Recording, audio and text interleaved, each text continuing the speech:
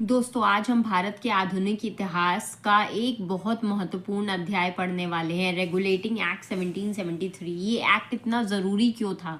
क्यों इसे ब्रिटिश संसद के पास करना पड़ा और भारत के इतिहास पर इसका क्या असर पड़ा?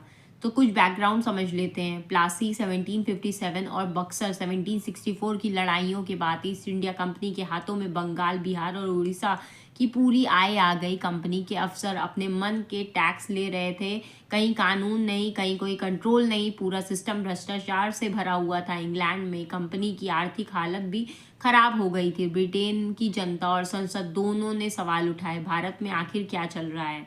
ब्रिटिश पार्लियामेंट को इसमें हस्तक्षेप करना पड़ा। इसके बाद ब्रिटिश सरकार ने कंपनी की गतिविधियों को सुधारने के लिए एक नया कानून बनाया, रेगुलेटिंग एक्ट 1773। नाम ही बताता है, कंपनी को रेगुलेट करना यानी कंट्रोल में लाना। मेन प्रोविजन क्या था इस एक्ट का? Governor of Bengal main provision इस एक्ट का क्या था? गवर्नर ऑफ बंगाल बना गवर्नर जनरल ऑफ बंगाल।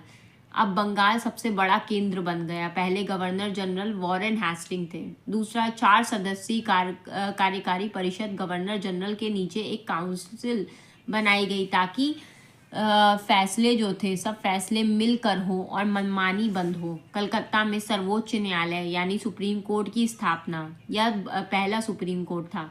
इसमें था एक चीफ जस्टिस और 3 जज। कंपनी के डायरेक्टर्स पर नियंत्रण। कंपनी से हर साल अपनी प्रगति की रिपोर्ट ब्रिटेन भेजनी पड़ती थी। कंपनी के कर्मचारियों पर रोक। अब वे निजी व्यापार, प्राइवेट ट्रेड नहीं कर सकते थे।